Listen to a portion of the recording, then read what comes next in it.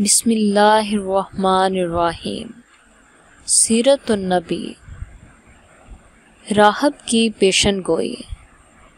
بعض لوگ طبعی طور پر انصاف پسند، رحم دل، انسانیت دوست اور حلیم الطبع ہوتے ہیں، اپنے دشمن پر بھی ظلم و ذاتی روا نہیں رکھتے۔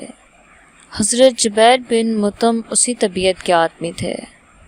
اہل مکہ کو حضور اکرم صلی اللہ علیہ وسلم پر ظلم ڈھاتے دیکھ کر اپنا عیش و آرام بھول گئے، انہیں جفاکاری سے روکنے کی کوششیں کرنے لگے۔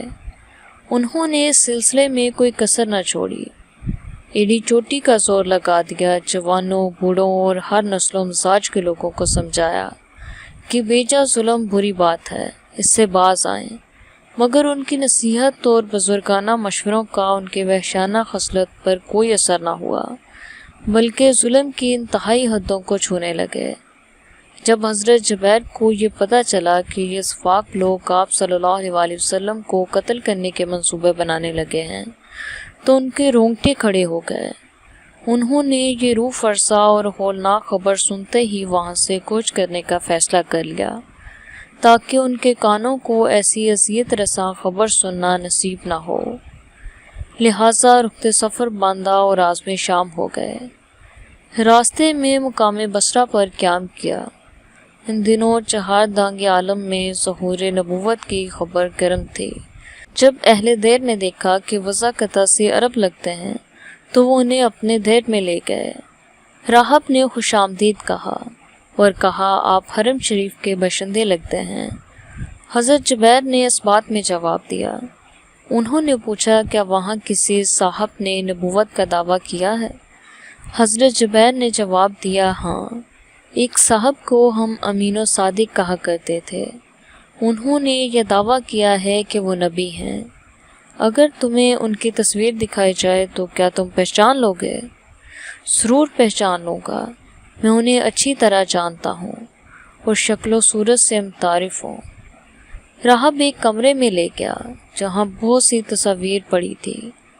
اس نے پوچھا، کیا تمہیں یہاں ان کی کوئی مثالی تصویر نظر آ رہی ہے؟ حضرت جبیر نے دیکھا مگر ان میں حضور اکرم صلی اللہ علیہ وسلم کی تصویر نظر نہ آئی۔ انہوں نے نفی میں سر ہلا دیا۔ راہب انہیں ایک اور کمرے میں لے گیا، وہاں پہلے سے بھی زیادہ تصاویر موجود تھیں۔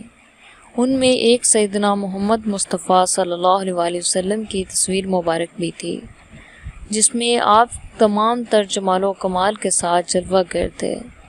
سیدنا جبیر نے اس پر انگلی رکھ دی اور بتایا کہ ان کی تصویر ہے۔ پاس ہی حضرت ابوبکر صدیق رضی اللہ تعالیٰ عنہ کی تصویر بھی تھی، جس میں آپ نہایت ادب و نیاز مندی کے ساتھ حضور اکرم صلی اللہ علیہ وسلم کے پاؤں مبارک پکڑ کر بیٹھے ہوئے تھے۔ حضرت جبیر رضی اللہ تعالیٰ عنہ نے یہ تصویر دیکھ کر دنگ رہ گئے، جان لیا کہ ان لوگوں کی معلومات آخری نبی صلی اللہ علیہ وسلم کے بارے میں بہت زیادہ ہیں۔ اس لیے جذبہ تجسس پیدا ہوا، مگر چپ رہے کہ دیکھیں اب یہ لوگ کیا کہتے ہیں۔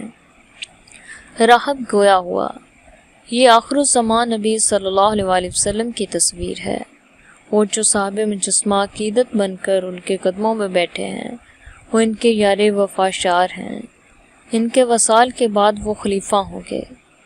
سیدنا جبیر کہنے لگے، لوگ تو ان کے خون کے پیاسے ہیں، خلافت تک نوبت کیسے آئے گی؟ میرا تو خیال ہے وہ اب تک انہیں شہید کر چکے ہوں گے۔